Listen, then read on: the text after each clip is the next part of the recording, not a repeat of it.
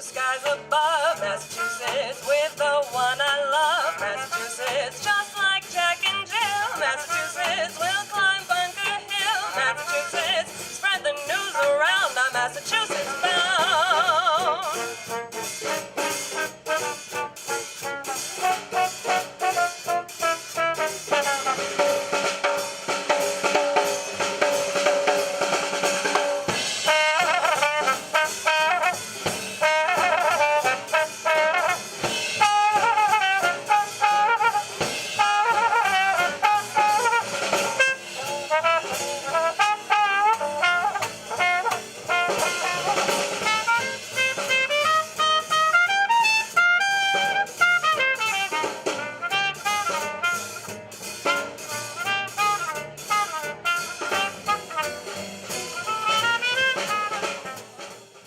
Today is a very, very special day for us out here on Peddocks Island. We've really been working steadily for the past decade to bring this part of the island to life and to open it up to the general public.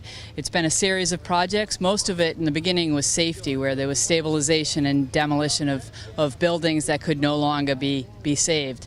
But several of the buildings from historic Fort Andrews that are right there were stabilized. So we hope at some point there's going to be another level of investment in this island. Most of the islands out here in Boston Harbor are what are called drumlins. They're glacial landforms that were formed by the last glaciation, and when the last glacier retreated, left these hills that have been called drumlins. And Peddocks Island is actually made up of 4 different drumlins. We call them heads out here. This is the east head that we're on right now. There's also a middle head and west head, and over in this direction you can just see over there is Prince Head. This is the largest actual island of the national park area right now. Peddocks Island is about 213 acres, and it's a great place. It's very diverse. It's got a lot of forested land now. At one time, this island was completely cleared for agriculture. But now, since the fort left here in the late 1940s, much of the island has become revegetated. We've got forests up here on the hill, on East Head and on the other heads. So it's been heavily impacted by people, but it's also now becoming much more of a natural setting. I would guess there probably be 75 or 80 different species of birds that actually nest here on the island or in the surrounding area, along the coast. But during the course of the year, we have many more birds, especially in the wintertime. There are lots of birds that spend the winter here in the Boston Harbor and the island, the water just surrounding Peddocks Island, and of course the other islands. So I guess over the course of a year here on Peddocks Island, you could probably see over 200 species of birds. We have a new campground here with yurts, and they're incredibly busy. They're booked. They start booking up. Last winter, they started booking up for this season. So it's been a very successful renovation here on this island. It's going to continue. It's a great place to visit. Hello, my name's Rona and I live in London in the UK, and I've just spent a night camping on Peddocks Island. It was absolutely blissful. I was so lucky. I flew into Boston the night before about midnight. Had hardly any clothes with me for my trip because my tent's taken most of the space so I could camp on this gorgeous island. And I have to say that it's a very friendly community up there. The rangers are gorgeous when you meet them. I did a little trip around a few islands before I arrived. I'm actually in the States for a month. I've come for a reunion with some girls who I sailed the Atlantic Ocean with 34 years ago. One of them lives in Martha's Vineyard. So I'm en route to there in about 10 days' time. And today I'm so impressed on my only and first trip to Peddocks Island that the governor of Massachusetts is arriving, and I can't believe my luck that I've got here on this great day. And my friends who I'm going to stay with in Boston, I've got 3 boys and they have never ever camped on any of these islands, and when I go and meet them tonight I'm going to say, get to the islands and camp there, because this is the most spectacular thing to have right on your doorstep in a major city, and they are a treasure. This was amazingly good luck for me because I was in London and I wanted to go camping in Maine for a week before I met up with my friends. And when I was looking for campsites, it came on the website that you could camp on the islands. And I thought, I can't believe I can camp right here in Boston. So that's how I found about them. And the website's incredibly simple, very organised. But the thing that impressed me most was I emailed the rangers from London just to ask a few questions, and they replied so quickly and it was so friendly. And one of them's just come up to me today and said, "You're the lady from London who was emailing me." And I said, "You made me feel so welcome even before I got here, and such a delight." So everyone, just go on the website and you can find all the details, and you can camp anywhere you like, whenever you like. But, big but, if you want a yurt on Peddocks Island, you have to book them in April because they're all booked for the whole season. Where they speak with ease, Massachusetts, Boston, if you please, Massachusetts, where they can't say cat, Massachusetts, and where Aunt meets Aunt, Massachusetts, spread the news around, I'm Massachusetts, Massachusetts bound.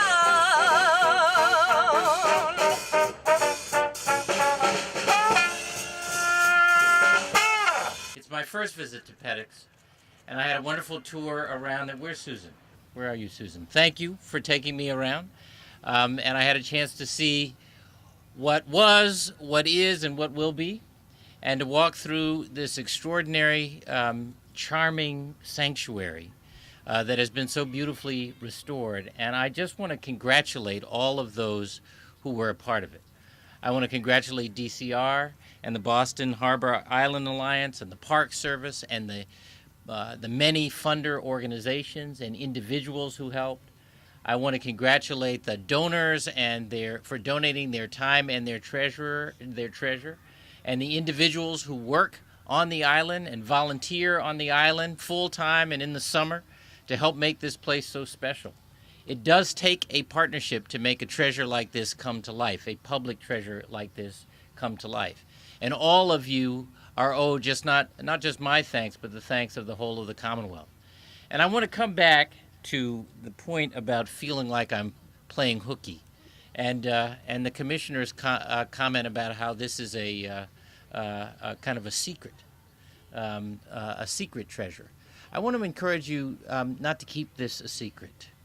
Tell the story about the islands. Tell about their history. Tell about the opportunity for recreation. Tell about the kids who are coming out through several organizations or individually with their families to experience this part of the magic of this community. These are public treasures, and they are meant to be used by the public. And it's up to us, all of us, not just those of us in office, but everybody, to share these treasures with our neighbors.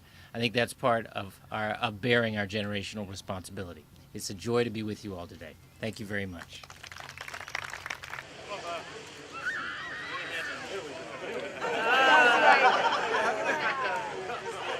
On the count of three. 1, 2, 3.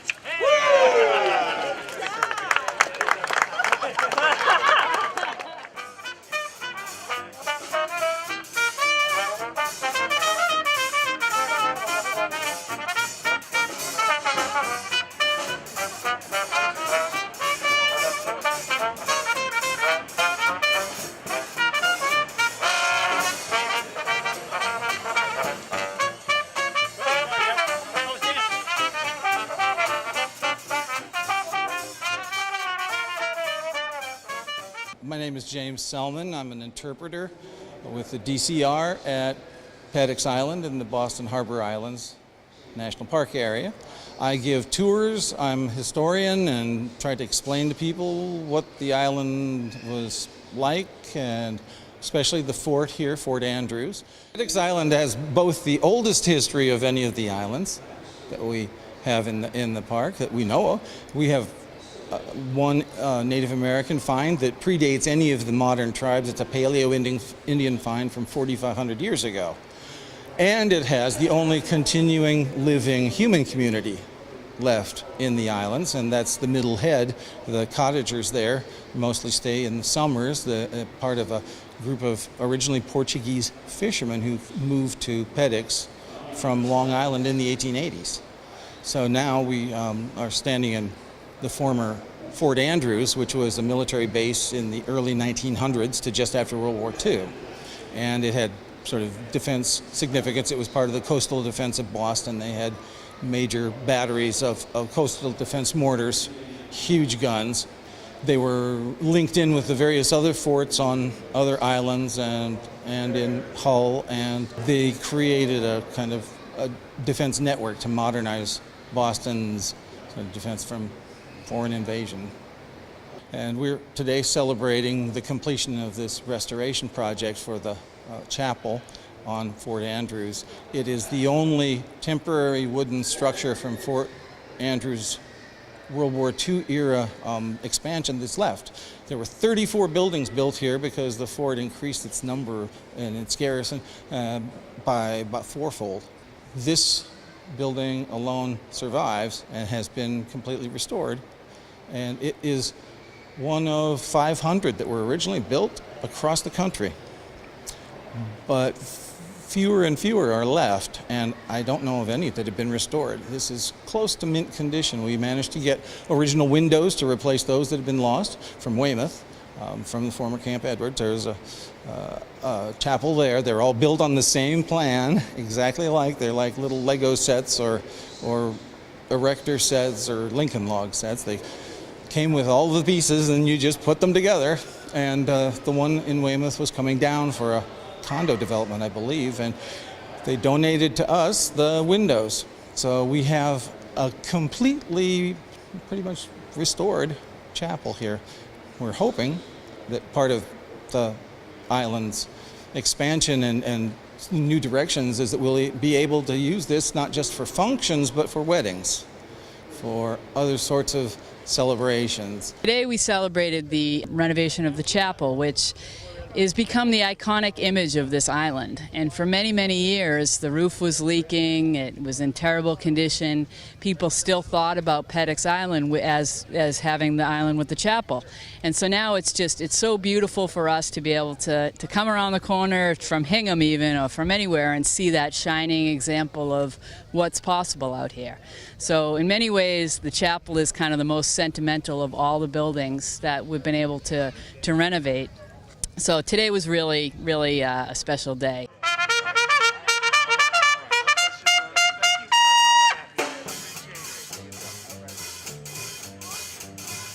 He was a famous trumpet man from old Chicago way. He had a boogie style no one else could play. He was a top man at his craft, but then his number came up and he was called in the draft. He's in the army now, blowing reveille. He's the boogie woogie bugle boy of Company B. He made him blow a bugle for his Uncle Sam. It's really got him down because he couldn't chant. He didn't seem to understand, because the next thing he capped went out and drafted a band. Now the company jumps when it was reveille. He's the boogie woogie bugle boy of Company B. A toot, a tootly-odd, a toot, he plays the to the bar. Can't blow a note unless the bass and guitar is playing with him. Humpty Jump, praise reveille. He's the boogie woogie bugle boy of Company B. Puts the boys a boogie every night and wakes them up the same way in the early fright. They clap their hands and stomp their feet, because they know every place when someone gives them a beat.